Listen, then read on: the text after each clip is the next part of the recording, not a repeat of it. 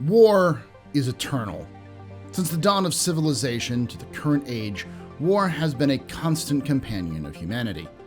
As our technology advanced, so has our means to wage war.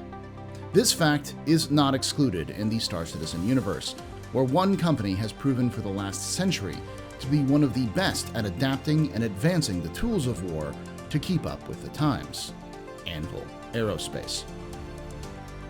My name is Paul Shelley, and welcome to TheAstroHistorian. This is a channel dedicated to exploring and explaining the lore of sci-fi and space universes and discussing their impact. Today we'll be talking about the universe of Star Citizen, specifically the complete history of the rise to fame of one of the most prolific ship manufacturers in the verse, Anvil Aerospace.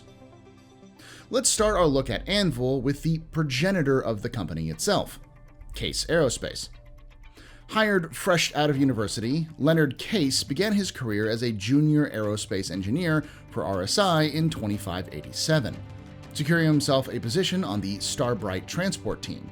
This simple and functional ship, often referred to as the Aurora's spiritual predecessor, had been redesigned for the 2590 model year release and was about to go into full production. Assigned to review the machining specs for the ventral hull piece before the manufacturing run began, Casse noticed that the updated nozzle placement, while adding fuel efficiency, was going to cause potentially dangerous additional stresses to the ship's frame. He promptly reported his findings to the Starbright's lead engineer, only to be told that the effect was negligible and that he should trust the more experienced members of the team. Unsatisfied with that result, Casse took his report directly to the head of the company, CEO Thessaly Vanowen. Impressed with the young engineer, Vanowen ordered a separate independent team to audit the Starbright's testing results. 2 weeks later, the project was completely halted for a total rework of the internal struts. The 2590 Starbright would now be released in 2591, with Casse promoted to full engineer on the team. His rise after that was rapid. In 2595, Casse was named lead designer for the 2600 Starbright. RSI saw the new century as the perfect time to relaunch the Starbright and was hoping that Casse would be the ideal candidate to revitalize the aging ship line. He took up the challenge with gusto and rebuilt the 2600 from the ground up. The result was praised for its innovative entry system and all-new custom IFCS that integrated flawlessly with the ship's thrusters for unmatched responsiveness. What previously thought was just another transport became elevated to a flying experience everyone should have the pleasure of enjoying. Even today, centuries later, collectors still covet the 2600 Starbright for their personal fleets. Perhaps what makes it so valued, though, is even beyond its quality, it would be the only ship Casse ever personally designed for RSI. You see, as soon as the assembly line began rolling out the ship he had labored on for close to 4 years, Casse announced at the beginning of 2599 that he would be leaving to start his own company. According to later biographers, Casse described his time at RSI as a constant struggle. From that first instance when his suggestions were passed over due to his junior status, he felt that good design was often sacrificed in order to placate a hierarchical organization trying to justify its own worth. He famously said, "As soon as you have a ship manufacturing company where almost half the people who work there have nothing to do with manufacturing ships, you're going to have problems."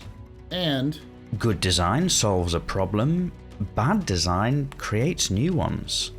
in a later interview, he swore that the company he was building, Casse Aerospace, would be different. He would only hire a small team of people whom he could trust to do quality work at the standards he demanded, and then he would leave them to do it. Everyone's opinion would have equal weight, and the final decisions left to himself. It was unorthodox for ship manufacturing, but under the strong vision and guidance of Casse, the flat organization style worked. It was 2604 when Casse Aerospace released its first ship, the limited-run Cosmo Sloop. A leisure craft with focus on ease of use, the hull premiered the open circle signet and curved wings that Casse would use in all of his future designs. The reviews of his cutting-edge craft were universally positive, but unfortunately, the timing of the ship's release would prove to be its own undoing. For the Second Tevarin War had begun a year prior, with the return of the new and improved Tevarin fleet, with a religious zealot at the head of this force known as the Warlord Korathal. The resurgent forces pushed their way through humanity's defenses, and as a result, the personal leisure craft market bottomed out. With all their fortunes riding on the sails of the Cosmo, Casse Aerospace found themselves struggling to keep their fledgling company afloat. But a desperate call for aid from the UEE would lead Casse to join the war effort, with a ship that would become the iconic foundation of the design language of Anvil Aerospace. You see, the Tevarin fleet had undergone significant tech upgrades during their exodus, and the UEE naval forces were having a difficult time overcoming the new phalanx shields. With the new and improved Talon, known as the Shrike, and a tandem ship known as the Jackal, amongst other innovations, all being able to equip this nigh-indestructible shield technology. In 2605, Navy officials called upon the Empire's ship manufacturers for a solution. Though he had never worked on a combat ship before, Casse knew that the credits such a lucrative contract would bring could save his company, and so he set about designing the solution to humanity's current problems. Carefully analyzing battle footage of naval forces engaging the Tevarin led Casse to the conclusion that trying to overwhelm the phalanx shields was a losing proposition. The bulk of damage that the Navy was able to inflict occurred when a Tevarin was caught off guard. The goal of his design would be to increase the frequency of which these opportunities would occur and maximize the damage inflicted during them. To help this ship achieve its goal, he borrowed a page from the enemy's playbook. Having observed combat footage of the Jackal, where one operator piloted the ship while the other manually rotated the shields to deflect incoming fire, he thought of creating a reverse Jackal. His ship would also be manned by a team, a pilot, and a turret gunner. The design he submitted to the Navy stood in sharp contrast to those submitted by industry leaders like Aegis, and it surprised many when the Navy granted a contract to the unusual contender. Casse Aerospace then immediately began work on what would become known as the A4A Hurricane. Coming in at a length of 22 meters, a width of 14.5 meters, and a height of 6 meters, the Hurricane is rather small. It's only slightly longer than the Gladius, but shorter and with a smaller width than the iconic light fighter, meaning it could fit in most transports for the Gladius already built. It also packs an impressive amount of firepower, with the pilot having 2 size 4 weapons and 8 size 2 missiles, while the turret gunner has access to 4 size 4s, typically ballistics. This setup has made the Hurricane one of the most brutal ships in the UEE, able to tackle all but capital ship shields with ease. Launched late in 2607, the Casse Hurricane suffered from some setbacks during the testing phase. Though pilots liked the power-to-weight ratio and the extra punch of its quad turret offered, the high degree of coordination needed between the pilot and the gunner had a very steep learning curve.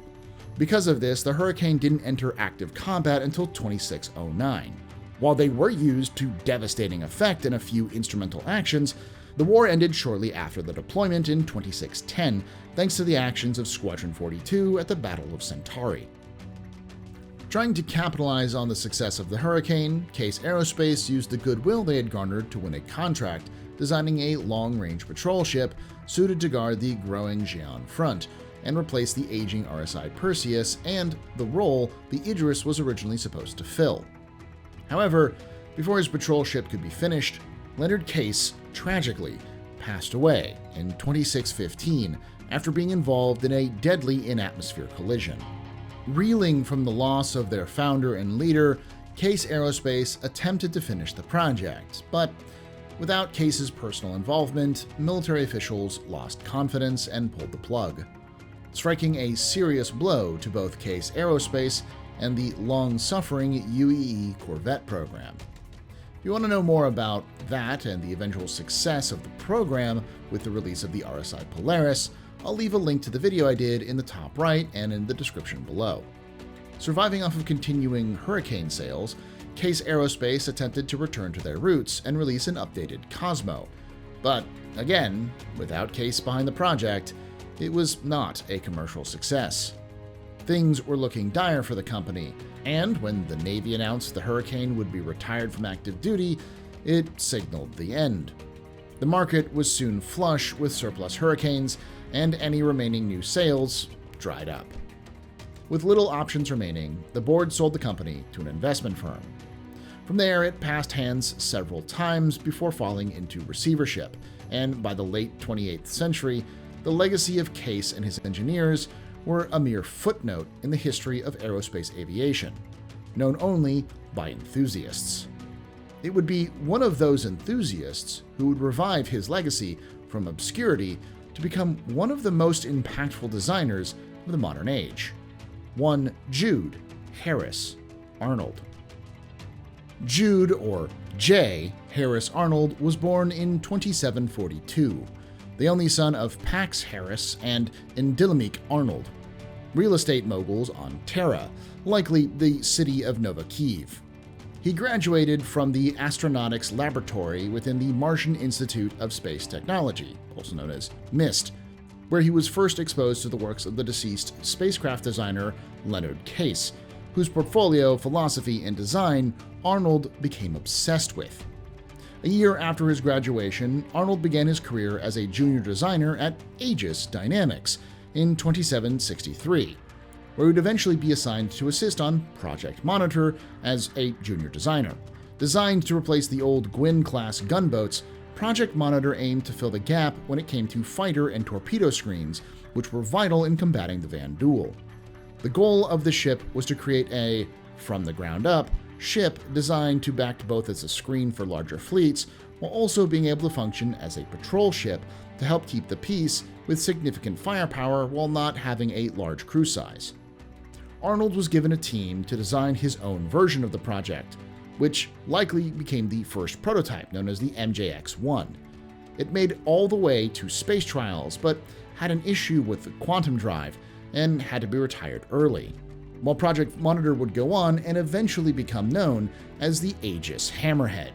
Arnold became demoralized by his job after a lack of feedback from his supervisors, especially after repeated rejections of new designs following his failed prototype.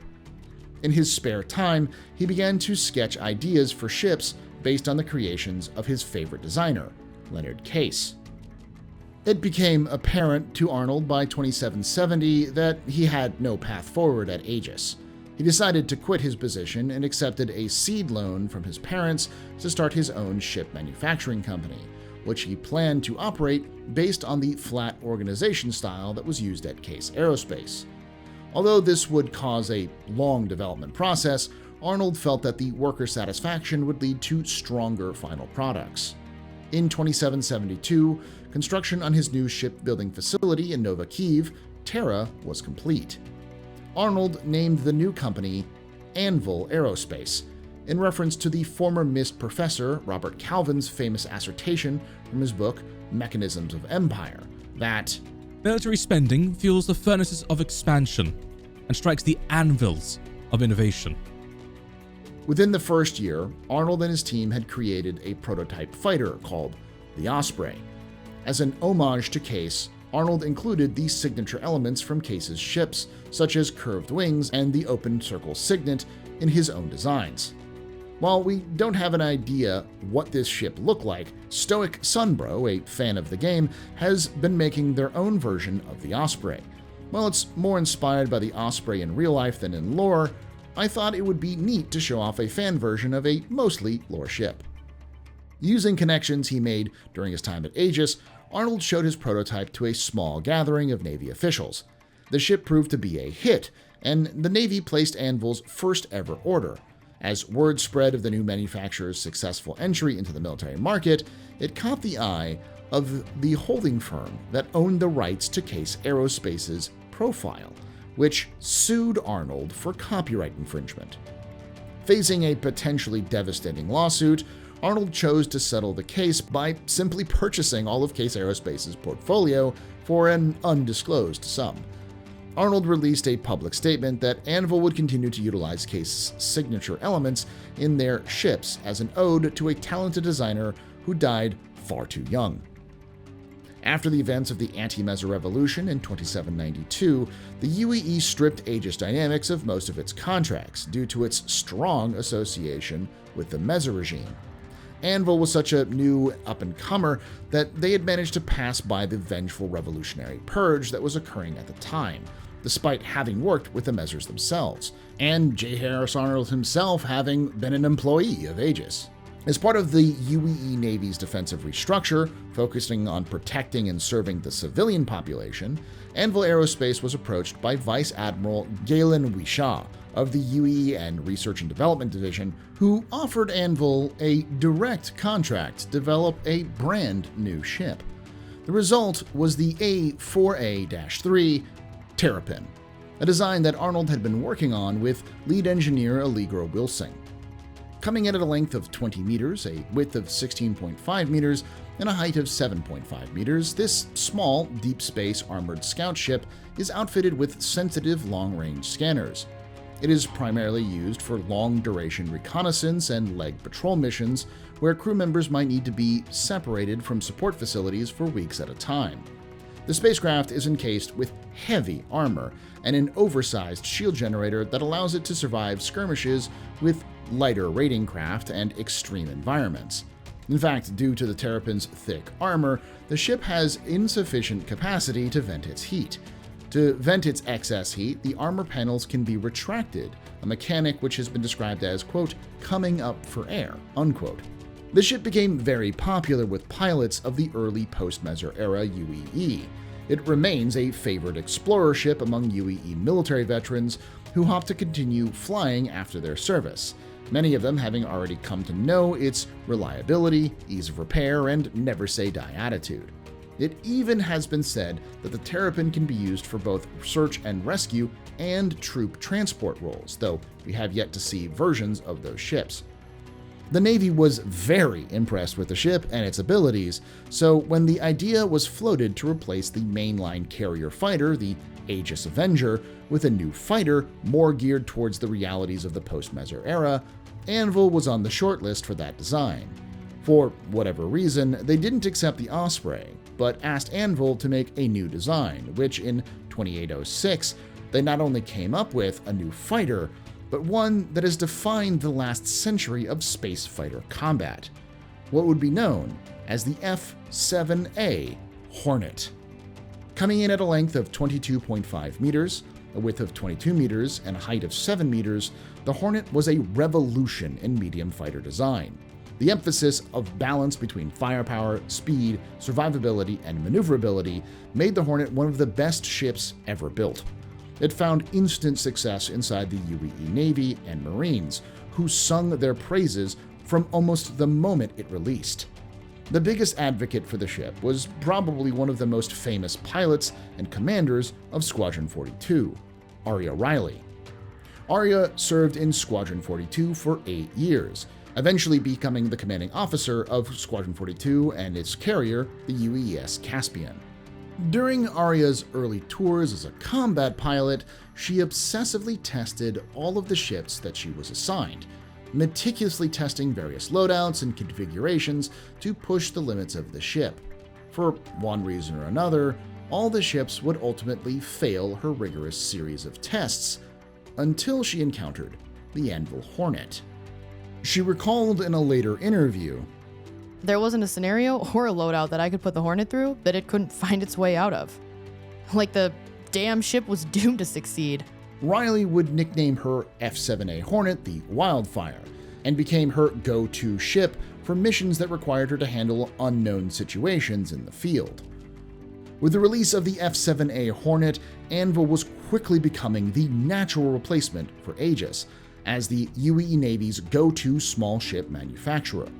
However, Arnold and his team didn't want to be pigeonholed as just combat manufacturers. They saw firsthand how easily it was to get into financial issues if they fell from grace like Aegis Dynamics had, who were at this time struggling to stay afloat. They also wanted to find more roles which hadn't been covered effectively by the UEE Navy at the time. so their next moves would be radical departures from their normal designs. The first was not a ship at all, but a ground vehicle. Likely with the fall of Tumbrel land systems, the UEE was lacking in significant amount of combat vehicles to bring to bear in the post-Messer era. So, Anvil developed an anti-air combat vehicle called the Anvil Atlas. It had a number of anti-air weapons on the back half of a larger 8-wheeled chassis, likely ballistic. The chassis itself was designed with a modular rear section to allow for any number of variations the government desired, which would eventually come to fruition.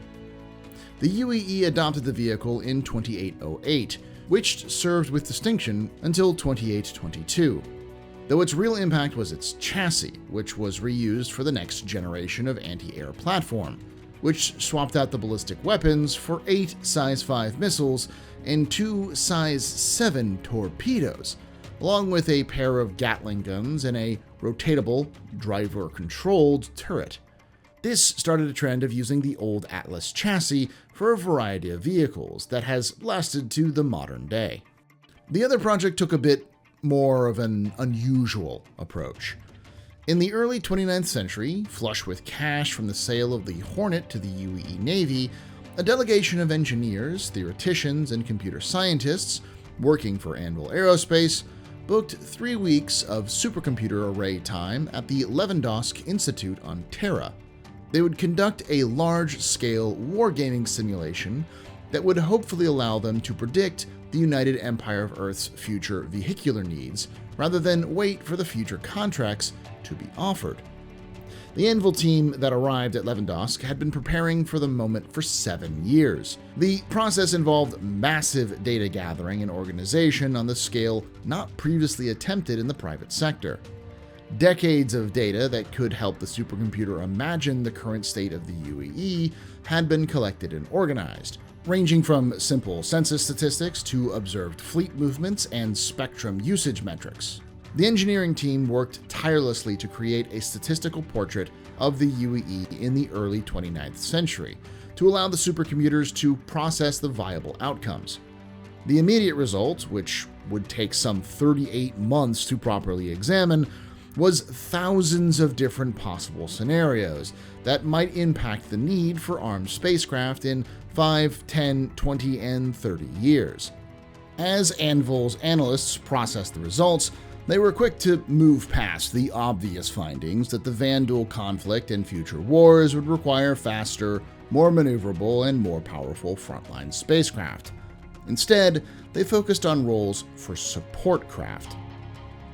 Although most of the group's findings remain proprietary, interviews have since revealed that their first realization was that in every future scenario involving a Vanduul defeat, there was a significant reliance on advanced landing craft. For example, should the Empire move to retake systems like Orion and Virgil, an Anvil-designed troopship solution could easily lead that way. So, both the technology behind the ships and the ability to mass produce them for future large-scale landing operations were certainly worth investigating. Up to that point, human planetary assault craft were divided into 2 types: smaller, more expensive dropships intended to deploy individual squads for specialized operations, and larger, more expendable craft designed to deploy entire companies of mechanized units. The supercomputer predictions suggested that future war planners would need to rethink the traditional planetary assault process for future attacks on Vanduul-held worlds. While smaller strike units backed with the threat of orbital bombardment have typically worked against human opponents in recent centuries, this wouldn't be as effective against the Vanduul. The computer predicted that mass attacks with additional firepower would be needed for the theoretical taking of a Vanduul planet. So, Anvil set about to address this challenge by attempting to split the difference between the 2 different types of ships, those that are used to insert special operations teams, and the larger freighters/landing craft used for logistical support. The design team created a mass-produced spacecraft capable of transporting both a platoon of soldiers and an armored support vehicle. This new armored landing craft, designated a heavy dropship, came in at 48 meters long, 38 meters wide, and 12 meters in height. It would carry both the sophisticated defenses of a dropship while still maintaining some of the size and deployment capabilities of larger designs. An array of 20 sophisticated G-couches would keep individual soldiers harnessed during the ride to the surface, and VTOL thrusters would allow the ship to land and quickly deploy troops and equipment on rough terrain no larger than the ship's own base. The spacecraft's name, the Valkyrie, was chosen early on as a tribute to a UEN pilot who flew under the same call sign who had recently been killed on a reconnaissance mission that identified a Vandal destroyer, though Anvil's marketing team would eventually promote it as referring to the ship's ability to carry soldiers screaming into battle like the Valkyries of myth. The design process quickly resulted in a prototype and then a production prototype, all before the idea was ever presented to the military. Anvil opted to keep the test program completely secret, leading to a series of leaked photographs that aerospace watchers incorrectly theorized might be proof that the company was developing another deep space fighter to replace the aging Vanguard. Anvil did not know at the time, but a similar analysis of planetary invasions from the Tavaran Wars had been done in secret towards the end of the Meso era. It came to a similar conclusion that would result in the creation of Starlift Command, a dedicated joint operation of the Navy, Army, and Marines as a logistical support service. As part of this creation, they requested a heavy dropship capable of deploying larger combat teams quickly. Anvil was able to present the Valkyrie with its testing complete, already flying, and ready for production. A modified no-bid contract quickly followed, and Anvil's factories began turning out the first military model for active service in 2812. A few years later, in 2815, the UEN cruiser Caraway was lost with all hands after being dispatched to chart unusual transmissions detected in a dense asteroid field in the Tohil system. The situation was an embarrassment for the Admiralty, which had previously debated the value of using warships for exploratory missions. The loss of the warship was reported as an accident, and warnings that the crew was not prepared for the mission were effectively covered up. In the aftermath, a no-bid contract was awarded to Anvil Aerospace to secretly develop a dedicated explorer vessel. A few years later, Anvil would present this new military pathfinder to the Navy. Coming in at an astounding 126.5 meters long, 76.5 meters wide, and 30 meters tall, the ship clocks in at a massive 4,397,858 kilograms, which is almost 10 million pounds, making this the largest and heaviest Anvil ship known today. The ship was designed from the onset to be entirely self-sufficient for long-term exploration, complete with reinforced fuel tanks for long-duration flight, an advanced jump drive, an auto-dock medical bed, repair facilities, and a mapping-oriented sensor suite. In honor of some of the earliest long-range exploration vessels of humanity, it was given the name the Carrack. In 2822, aerospace watchers were universally confused when the Carrack first appeared at the MacArthur Naval Base in Killian, both because of the impressive nature of the ship and because of the sheer mystery as to where it had come from. While it's not unusual for the military to sponsor the development of a spacecraft in secret, it's such a difficult and expensive prospect that it's usually only ever done when it can impact the balance of power. As such, speculation ran rampant that the Carrack must hide some sinister ulterior purpose, with suggestions that it was a disguised electronic warfare ship, or that it carried a powerful new type of bomb, though eventually the ship's exploration and pathfinding purpose was revealed.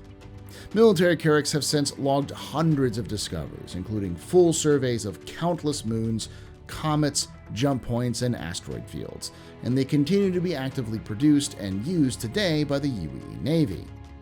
Built as an explorer first, the Carrack has the shipboard facilities and crew stations to allow for in-depth research missions, while maintaining the lower profile and necessary performance for facing particularly hazardous and uncharted regions of space. By the mid-29th century, Anvil was comfortably replacing Aegis as the main small and medium-sized ship manufacturer for the UEE military. Anvil had opened up a new factory in MacArthur in the Killian system, where all military production was moved, though the company's headquarters remained in Arnold's hometown of Nova Kiev, where it remains to this day. By that time, J. Harris Arnold was getting old and was in semi-retirement. Nevertheless, Arnold still required that all parts of the ship's development be approved by him personally. For example, it was said that on a trip to MacArthur in 2850, he was seen evaluating changes made to Anvil's many projects on his mobiGlas in between meetings with the UEN leadership. He even served as a guest lecturer at MIST in 2851 and was invited to return the following year. However, he would decline, citing his desire to return home to the Anvil offices in Nova Kiev. There, he continued to work until his death in 2853. His body was discovered slumped over his desk at Anvil HQ, working until the moment of his passing. His legacy has remained burned not only into Anvil itself, but the UEE as a whole. Anvil still maintains the same standards and practices as Arnold did, with a flat management structure, with the CEO being the final deciding factor on all changes. Arnold's obsession with Leonard Casse also brought the obscure designer to the forefront to a new generation. Everyone from Silas Kerner, the founder and CEO of Consolidated Outland, to Jules Parlet, lead designer of the RSI Polaris, have cited Casse's work as a prime source of inspiration. In a strange twist, after the passing of their founder, Anvil next found itself resurrecting his inspiration and modernizing a Casse classic. You see, the UEE was suffering as Vandal attacks in Caliban grew in frequency, in a manner similar to the ones that led to the fall of Virgil and Tiber. Eager to turn their efforts around, the Navy brass were looking for a new ship that would enable their pilots to cut engagement times down. Their theory was that the faster a Vandal fighter could be taken out, the less opportunity it would have to cause human casualties. Anvil provided the solution in the form of the resurrected Hurricane. The updated design still bore the hallmarks of Casse's original, but with the addition of Anvil's proven conflict expertise. The result was the new and improved Anvil A4A Hurricane, a game changer for the war effort. In 2878, a new generation of Navy pilots began to use the Hurricane to devastating effect. The next ship we know from Anvil came towards the end of the century, when in 2889 a newly formed development firm, Craig Levine Accelerator, made a highly classified presentation to the UEE Navy. It claimed to have developed a radical spacecraft-based munition that would kick off an entirely new generation of ship-guided weaponry. The promised guided bomb, called the MVT, was said to possess incredible capacities. Not only was the rocket itself nearly completely invisible to sensors, but the patented warhead could scan and quote-unquote skip directly through an opposing target's shields. Firing the MVT would require the launching bomber to maintain a special laser lock on the target through to detonation, meaning that it would not be particularly effective on larger spacecraft like the standard Retaliator. The presentation convinced the military of the technology, and tens of millions in black funds were moved to Craig Levine to perfect the prototype. Anvil received the assignment to build the platform, a fighter bomber capable of carrying the large torpedo and the theoretical sensor suite required to lock it. The only problem, it was all a lie.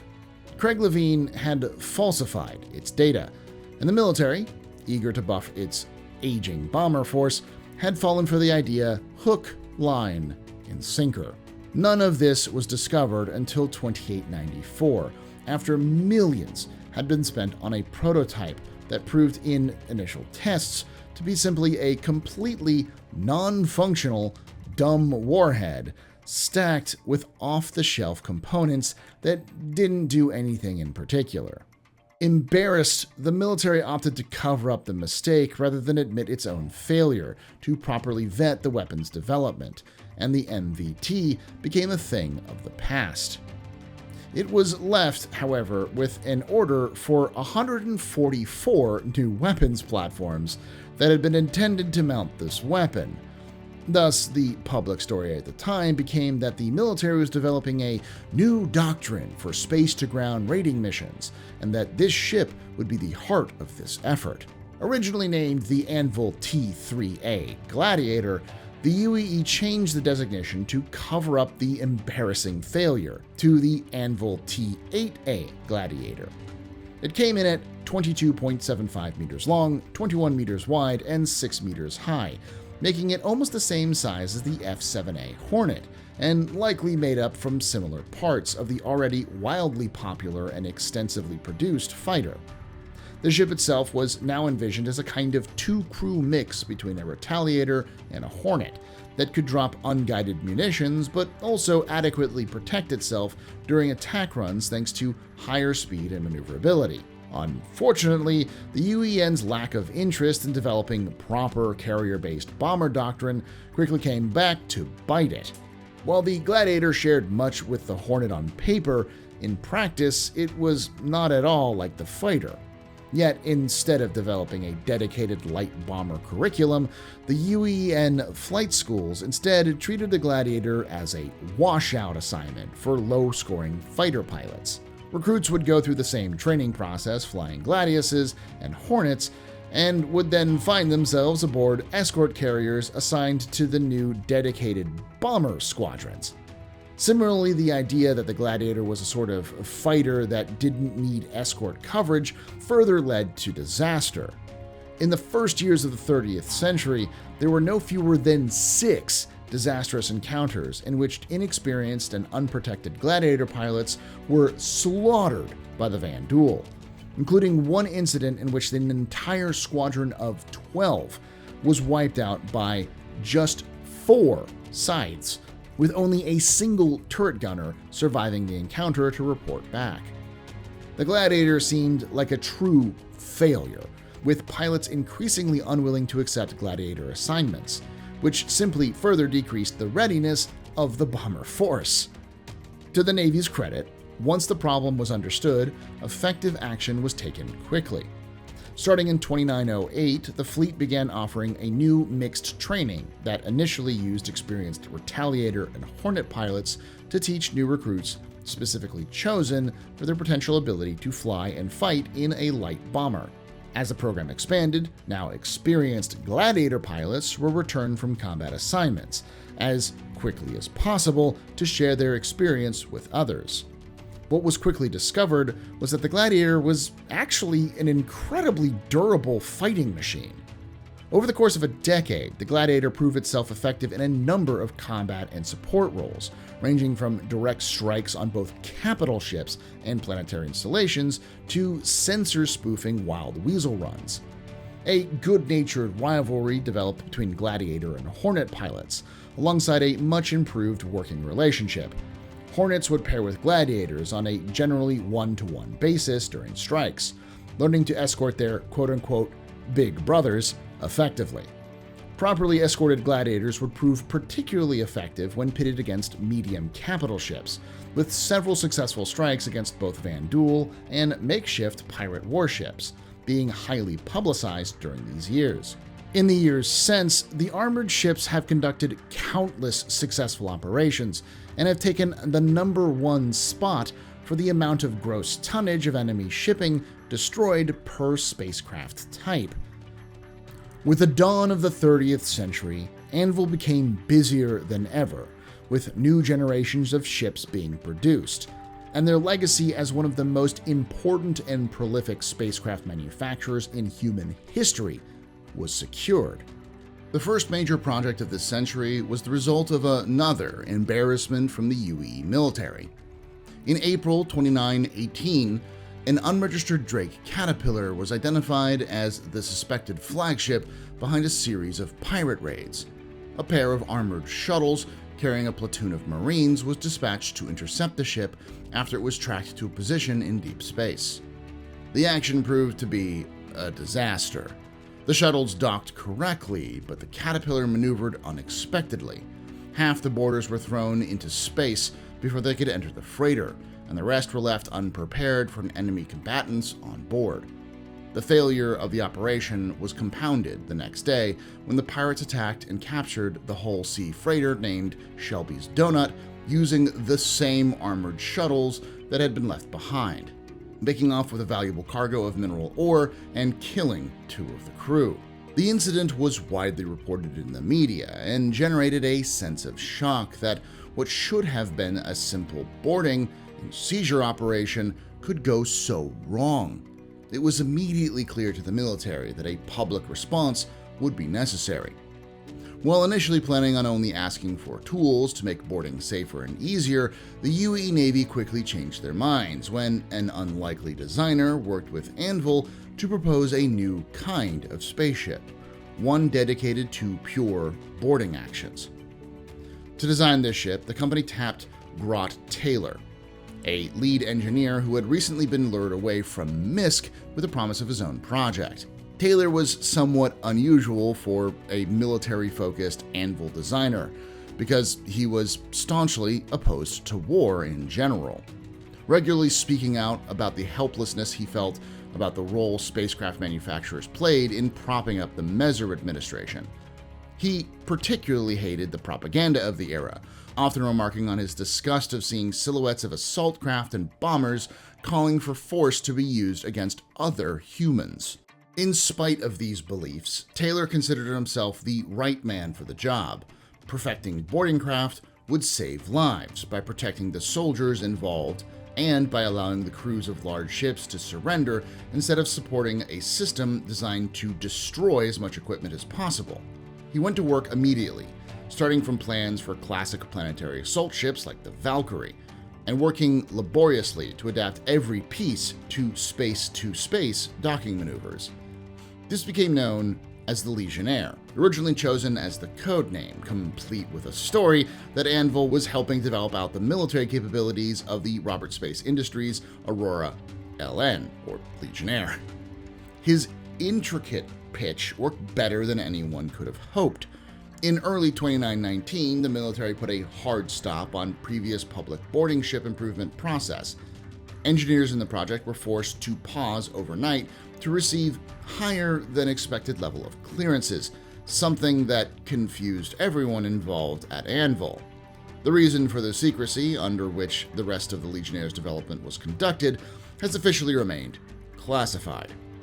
Although, third-party reports suggest it was because the Navy unexpectedly made available a partially complete Vandal Cleaver boarding craft for the team at Anvil to examine during the development process.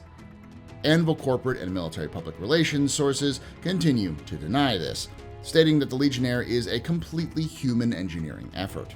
The first Legionnaire prototype flew the next year, with a full squadron of production test models being activated in 2922. Coming in at 32 meters long, 23.3 meters wide, and 10.2 meters high, the ship was actually smaller than the previous go-to boarding ships in the fleet, including the Vanguard Hoplite. The ship is a 2-deck armored design that could dock directly with another craft's hull and proved promising very early on. In late 2922, the UEN established a transition training program for existing landing craft pilots willing to switch to the dedicated boarding unit, and by 2925, the ship had formed the centerpiece of the Navy's newly developed Interception and Tactics package.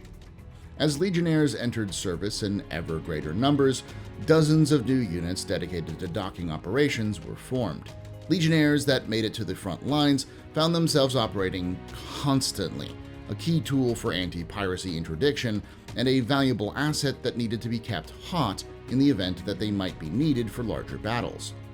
Within 8 months, the fleet support arm was fully stocked with its original purchase order, and planners were already demanding that it be tripled or quadrupled. Pilots and crew, meanwhile, raved about the ship's careful interior design and its bulky protective armor that seemed obviously intended to keep them as safe as possible. And once again, Anvil had threaded the needle between the needs of Navy Command and those of the pilots responsible for operating the craft. During this time, Anvil found itself at the end of a very long conversation about the possibility of taking their now legendary military ships and producing them for the civilian market. The general feeling was that producing civilian-grade versions of the dedicated military spacecraft would dilute the brand. Anvil's carefully maintained position as the tip of the spear would be in danger. Debate over this issue became so protracted that it threatened to split the company into two separate groups, with the civilian wing formally licensing the military designs. This was ultimately all for naught, as the UAE government stepped into the debate with a surprising resolution.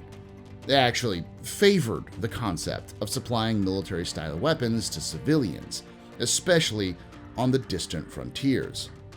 You see, in the years after the Anti-Mezzo Revolution, the UAE found itself with less assets and more demand for protection as the Vanduul began to intensify their raids.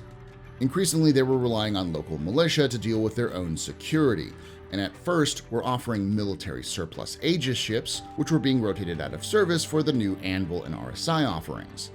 However, with new brands like Drake offering even cheaper options, a new threat began to emerge: piracy. The Cutlass was as good at militia defense as it was raiding, and soon would become the main enemy that militias would see on the frontier away from the Vanduul. Thus, in the end, the UAE thought that a home defense militia squadron of slightly less than mil-spec but still fearsome Hornets would be a better deterrent than a squad of Drake Cutlasses. Now, the process of civilianizing a design like the Hornet is more complex than it may seem. UAE military secrecy laws mean that, on average, 60% of the hardware in a given spacecraft simply cannot be offered to the public. Civilianizing top-of-the-line military spacecraft is a frustrating process, but one that has been proved ultimately valuable for Anvil. The first civilian offering would be called the F-7C Hornet in 2923, a ship that retained almost all of its F-7A design with new civilian equipment. The result of this release was felt instantly. The company's profits rose 34%, with no perceptible tarnishing of the Anvil brand. Rather, the idea that you could own a quote-unquote military ship immediately became something of a status symbol, driving the resale value of Hornets and successive conversions. Civilian Hornets had essentially become a luxury brand. As a result, Anvil's civilian brand sells to both frontier militia desperately in need of rugged hardware and to rich homeworld industrialists who believe that flying a Hornet makes them Top Gun fighter pilots. With the age of the F-7A beginning to show and the Vanduul learning how to counter the legendary ship with their own upgraded and new designs, the Navy decided it was time to replace the aging Hornet. Thus, they created the Next Generation Starfighter project and allowed companies from all over the UAE to submit their ships. Anvil, Aegis, and RSI all made their own bids. Aegis produced their quote-unquote Dogfighter 3000, which may have likely evolved into what we know today as the Sabre, and RSI produced their quote-unquote Black Widow, which may have been modified into becoming the Scorpius platform. However, the winner was Anvil, with what would become known as the F-8A, Lightning Heavy Fighter. The Lightning was the result of over a century of study on the Vanduul way of war and represents the most modern attempt at not just a space superiority fighter, but a specialized Vanduul killer. Coming in at 26 meters long, 24 meters wide, and 8 meters tall, it is only slightly larger than the Hornet. However, its triple thruster configuration and thruster placement make it more responsive than the older Hornet. Its sloping armor, 4 size 1 shields, 4 size 3 and 2 size 4 weapon hardpoints makes it able to take as much of a beating as it throws back. The F-8A Lightning began rolling out in 2933, slowly replacing older ship squadrons all over the Empire to much acclaim. While the ship hasn't even today fully replaced the older squadrons of ships, it has begun to prove itself as dangerous as the legendary Hornets and Gladiuses it's replacing. Also in 2933, the Carrack became the next ship to be converted to civilian use by the new Anvil Aerospace civilian branch. However, the process of rebuilding the software proved difficult, and teams ran into issues adapting the ship's standard metrics towards civilian equipment. Prospective captains were encouraged to place a deposit on the initial wave of civilian ships because the first production run was expected to be slow. This sparked something of a quote-unquote Carrack craze, as planned future hull slots were purchased and traded. These owners carefully followed development of the civilian version through the various development delays. The first civilianized Carrack, later dubbed the Sunny Boy by her crew, was handed over on February 21st, 2938, which Carrack user groups annually celebrate as unofficial Carrack Day. In August of 2935, the United Empire of Earth's High Command issued a set of tentative specifications for a new spacecraft role, a single-seat fighter oriented towards close-range dogfighting, logistic support, and ground attack missions. The idea, codenamed Project Brawler, was sourced to Aegis Dynamics, Anvil Aerospace, and Drake Interplanetary, all who submitted first-round bids for the contract. The Drake proposal, which called for an underwhelming rework of the existing Cutlass, was rejected out of hand. Aegis and Anvil's proposals each consisted of brand new designs, each tackling High Command's requests in different ways. Both were advanced to the next phase and were asked to produce a prototype. From the start, Aegis's proposal, nicknamed Bearcat, seemed to be the likely victor. The company funneled over 1 billion credits into a custom-tooled space frame intended to exactly meet the multi-role specifications. Anvil, with a more limited budget, opted to develop a spacecraft that shares several expensive components used in their active Hornet lineup. Although this was considered risky, their thinking was that the consolidation of shared parts would make their prototype the most appealing long-term option, even if it could not match the Bearcat in every performance category. The result was the Hawk, a spacecraft best described by her first test pilot, Macy Push Gregg, as, quote, overpowered, overgunned, and under budget. The ship comes in at 17 meters long, 22 meters wide, and 6.5 meters tall, making it very compact given its origin as a Hornet kit bash. Built around a larger-than-expected power plant, the Hawk teams opted to trade the engine performance for a full set of 6 cannons. While the Hawk shared components and construction methods with the Hornet, one difference was immediately visible: variable geometry wings, intended to allow the spacecraft to better operate from forward bases in short runways. In January 2937, both prototypes were transferred to the Reckless 999th Squadron and deployed at the Godiva Lake facility for full comparative performance program. It was here that the wisdom of Anvil's approach was quickly established. Where the technologically superior Bearcat struggled to accomplish mission goals, the Hawk passed with flying colors. While the Bearcat was better at ranged engagements and more traditional dogfighting, Anvil's design better matched the original specification. Their engineers had constructed a spacecraft that was both rugged and workable. Military observers took to referring to the hardy spacecraft as the Iron Hawk, a term that would go on to see extensive use in Anvil's marketing campaign. Unfortunately, the Hawk's taste for victory was short. While it earned the production contract, it ultimately saw limited adoption by the military. The first fleets to deploy the U-9A Hawk found it suited for a specific set of mission types, but not the modern realities of space warfare. The first delivery of production model U-9A-1 Hawks occurred in October 2938. The first unit to transition was the 38th Reconnaissance Wing, based in the Coral system. Although assigned to Forward Strike Base at Low, the reasoning for the deployment was to allow the Hawk trial-by-fire all-weather training on Castor. These Hawks performed well, though they found themselves with only a limited set of mission options, as relevant ground and close-range targets quickly learned to avoid the area. 9 additional military units moved to the Hawk, and another 5 reserve wings continue to operate the spacecraft today. Private Hawk sales began in 2940. In civilian service, it became immediately clear that the Hawk's design could be incredibly successful in particular roles, chief among them, bounty hunting. The so-called Gold Rush hunters, lured by the high payouts and romanticized media attention given to the career around this time, purchased Hawks in droves. The first bounty collected by a Hawk pilot happened only 16 hours after the ship was first sold. The capture was that of George Dart Kelvo, a notorious raider for the region who had been taking seemingly ineffective potshots at passing commercial convoys for 6 months. His captor, an anonymous hunter, managed to locate him by running silent alongside a 7-ship food convoy. When Kelvo's cutlass opened up at extreme range, the hunter brought her hawk online, hit him with several full volleys, and disabled several thrusters.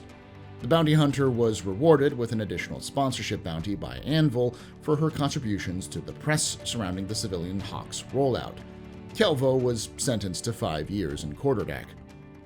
Bounty hunting was not exclusively the domain of ship-to-ship combat, however, with almost 75% of live captures typically happening on the ground. Here again, the Hawk excels by allowing its compact landing form to park even on a busy city street. Current models of the Hawk also mount a gun rack, allowing for working hunters to equip themselves for missions more easily than other military designs for which such a luxury would have been an afterthought. By 2943, the first civilian gladiators began to roll off the assembly line and immediately proved more popular than the ship did in the military circles. Civilian organizations adapted them for everything from strike operations to armored personnel carriers. Anvil has continued to upgrade both the military and civilian gladiator, particularly in terms of what systems are accessible to the radar operator/turret gunner. Many smaller forces operate gladiators with just a single pilot, though Anvil strongly recommends against this because of the need to crew the turret during strike runs. But non-combat civilian gladiators also continue to serve, with it proving particularly popular as a courier in some areas and personal transport in others.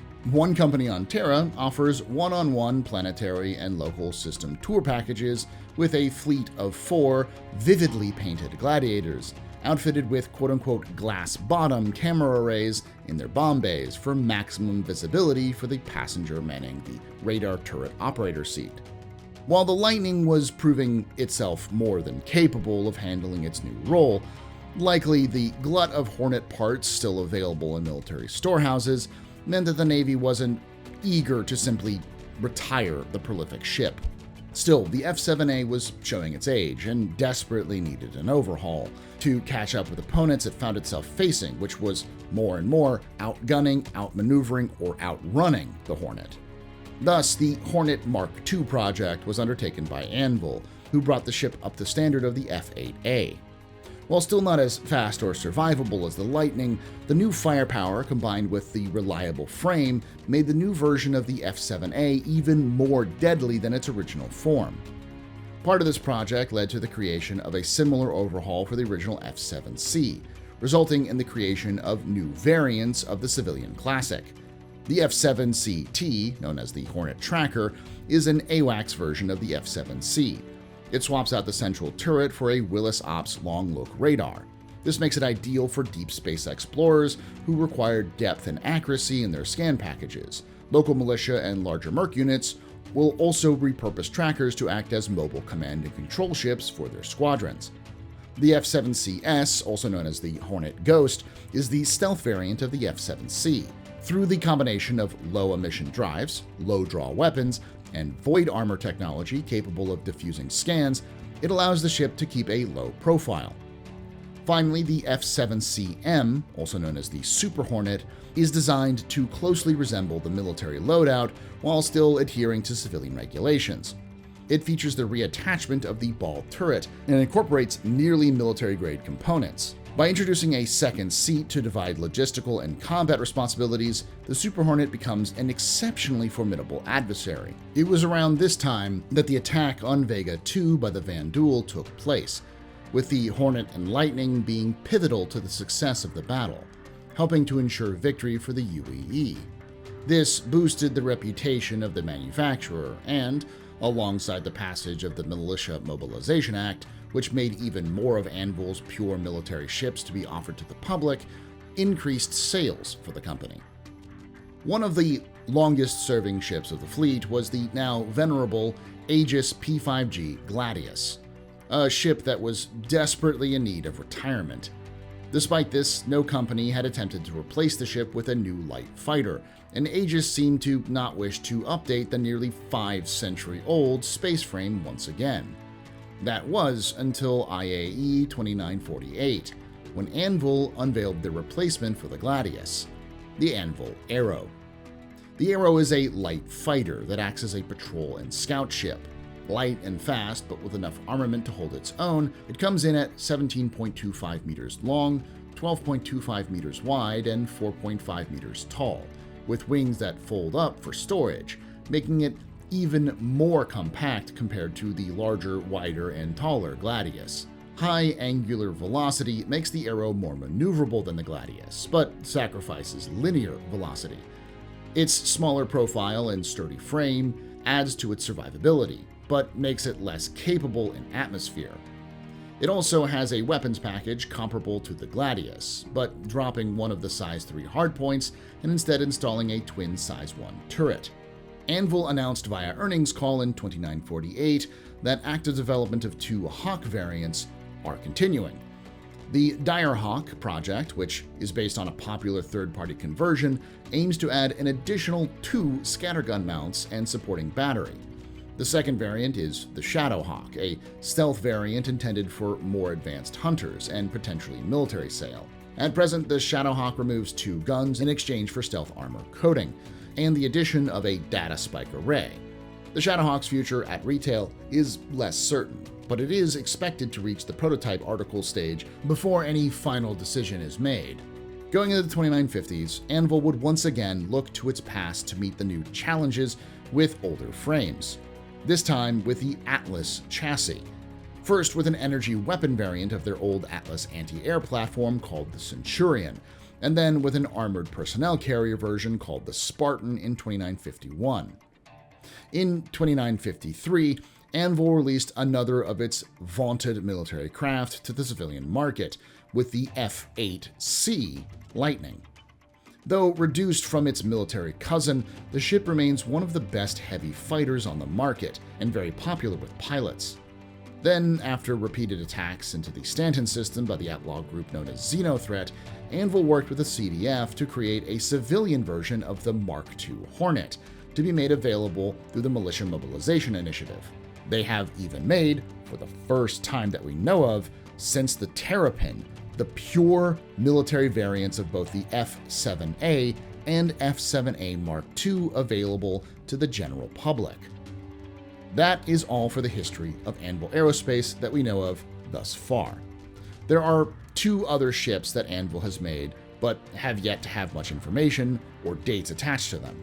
One being the repair ship known as the Crucible, a large ship designed to repair fighter craft or even larger capital ships. The other being the Liberator, a transport and light carrier designed to ferry fighters and ground vehicles around the verse with minimal crew requirements but large cargo capacity. Today, Anvil stands as the juggernaut of the military-industrial complex, with deep ties to the civilian market thanks to the unstable universe of the 30th century. It has helped revolutionize old ideas, inspire new generations, explore distant worlds, protect distant frontier systems, and push back against the Vandul. It is clear that Anvil Aerospace fuels the fires of innovation and will continue to be the anchor of many a pilot for years to come. I'd like to thank you for watching, and if you enjoyed the video, think about hitting the like button, subscribing for more content, and hitting the bell icon to be notified when these release. These take a ton of time to research and edit, so dropping a like really helps tell YouTube to promote the video more to other fans of lore and Star Citizen. I also want to let y'all into a bit of a background information on this video, specifically as when I went to do research on the company and its history, I found that it had some of the most extensive lore of any company in Star Citizen, and also the largest amount of errors and time discrepancies. For instance, the Valkyrie lore mentions it was built with the Starlifter in mind, but the Valkyrie was built between 2802 and 2812, when the Starlifter wasn't built until 2814.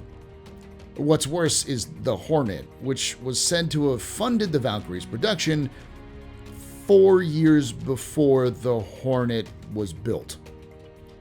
And then the display of the Mark II Hornets at the Battle of Vega and the Squadron 42 trailer, which took place in October of 2945, is a year before the Mark II was said to have released in 2946. So either CIG needs to take another pass at the dates for these ships' creation, or the Hornet specifically was invented by Doc Brown, because it's a time traveler. I actually reached out to the writers and pointed out these issues, and they thanked me. So I gather they're going to make changes, but I thought it was a funny observation nonetheless. If you like these little anecdotes, please let me know, and I can start adding them to the end of the videos. Special shout out to the guest actors in this episode, including Loken Plays as Robert Calvin, Becky on Blast as Arya Reily, and Thomas Farrister, first of his name, bearer of the Grand Mustache, heir to the Aegis Javelin, amateur videographer of the first degree, as Leonard Casse.